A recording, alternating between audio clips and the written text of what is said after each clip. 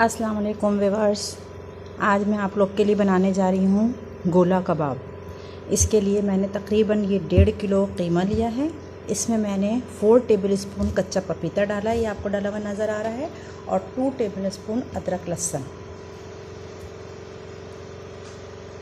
थोड़ा सा कम है, ये अदरक लहसुन का पेस्ट डाल दिया। अब कच्चा पपीता और अदरक लहसुन के पेस्ट को लगा के मैं इसको तकरीबन 1 घंटे रखती हूँ। उसके बाद फिर मैं सारे इंग्रेडिएंट इसमें शामिल करूँगी, तो फिर आपको दिखाऊँगी। ये 1 घंटा हो गया इस कीमे में कच्चा पपीता और अदरक लहसुन लगाए हुए।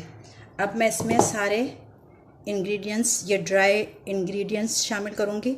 इसमें ये 2 टेबलस्पून जो है ये मिर्च है, लेकिन इसमें तकरीबन 1.5 पिसी हुई लाल मिर्च है और हाफ कुटी हुई लाल मिर्च है। 1 टेबलस्पून सॉल्ट, ये 2 टेबलस्पून धनिया है। इसको मैंने साबित धनिया लेके और बस ग्राइंडर में इसको दरदरा सा किया है, इसको भूना वगैरह नहीं है। और 1 टीस्पून है गरम मसाला। अच्छा, ये जो है ये जायफल जावित्री का पाउडर है, सॉरी ये जायफल जावित्री जो थोड़ी सी ली है कि ये पीसने के बाद 1 टेबलस्पून बने।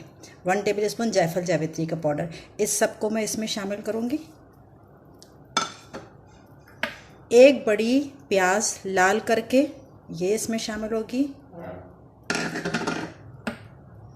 4-5 पुदीने के पत्ते, ये सिर्फ इसकी इन्हेंस स्मेल को, अरोमा को बहुत इन्हेंस करता है, तो बस सिर्फ 4-5 पत्ते पुदीने के ये इसमें डालूँगी। 5-6 हरी मिर्च क्रश करके, बिल्कुल ग्राइंड करके बारीक, ये इसमें डलेगी।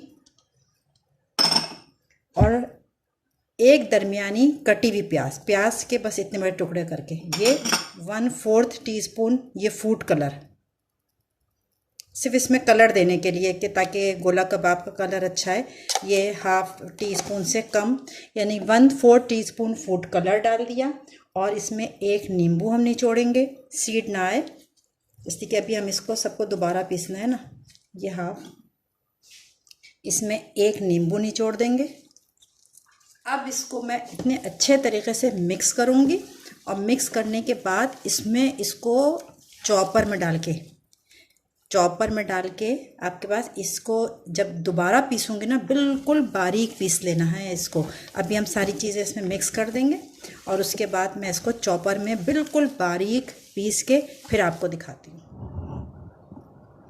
ये देखें, ये मैंने इस कीमे को चॉपर में बारीक पीस लिया। अब इसका टेक्सचर देखें, ये ऐसा होना चाहिए बारीक। अब मैं इसमें 2 टेबलस्पून घी शामिल करूँगी, ये इससे इसमें ज़रा टेस्ट आएगा घी में करके। अब मैं इसको इस तरीके से इसको मतलब मिक्स करूँगी कि जैसे आटा गूंथते हैं ना, ये ऐसे, जितना कम से कम 5-6 मिनट जो है ना वो इसको खूब हम मिक्स करेंगे। अभी मैं इसको मिक्स करके 3-4 घंटे के लिए रखती हूँ, फिर फ्राई करती हूँ तो आपको दिखाती हूँ।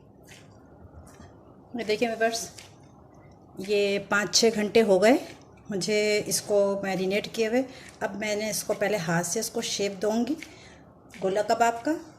उसके बाद ये रॉड है मेरे पास, सीख, इसके अंदर इसको डालेंगे ताकि लुक इसके अंदर सुराख सा आए ना, तो फिर गोला कबाब देखने में अच्छा लगेगा। ऐसे करके और थोड़ा सा हाथ से इसको ऐसे कर दें चिकना सा,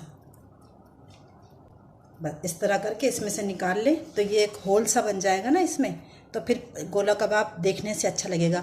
हम इसी तरह मैं सारे इसके जो कीमा है इसके ये इस तरह कबाब तैयार कर लेती हूँ, फिर फ्राई। ये देखें, ये अब धीमी आंच पे, बहुत स्लो आंच पे, इसलिए कि कच्चे हैं ना कीमा, वैसे तो पपीता वगैरह लगा हुआ सब हो जाएगा, गल जाएगा। इसको हम हल्की आंच पे जैसे इतना हो जाए तो फिर सबकी साइड पलट देंगे, और शैलो फ्राई करेंगे, डीप फ्राई इसको नहीं करेंगे। और बहुत ही आंच इसकी स्लो आंच पे इसको करेंगे ताकि ये अंदर तक पक जाए, गल जाए। जब एक तरफ इसका ये चेंज हो जाए तो हम दूसरा रुख चेंज कर लेंगे। इस तरह सारे कबाब फ्राई हो जाएंगे, तो फिर मैं डिश आउट करती हूँ अभी, तो फिर आपको दिखाऊँ। ये देखें व्यूअर्स, ये मैंने गोला कबाब जो हैं फ्राई कर लिए हैं। ये देखें इनके लुक, बहुत ही सॉफ्ट हैं और बहुत ही टेस्टी।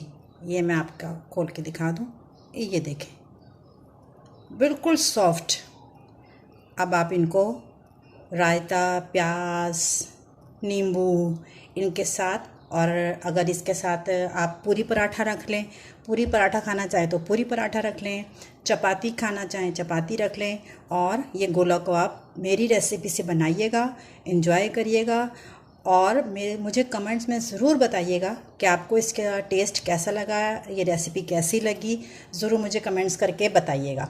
और जो लोग जो है वो मेरी रेसिपी देखते हैं लेकिन अभी तक मेरे चैनल को सब्सक्राइब नहीं किया, तो प्लीज़ सब्सक्राइब भी कर लें ताकि हमारी भी हौसला अफजाई हो और हम और अच्छे अच्छे डिश लेके आपके पास आएँ।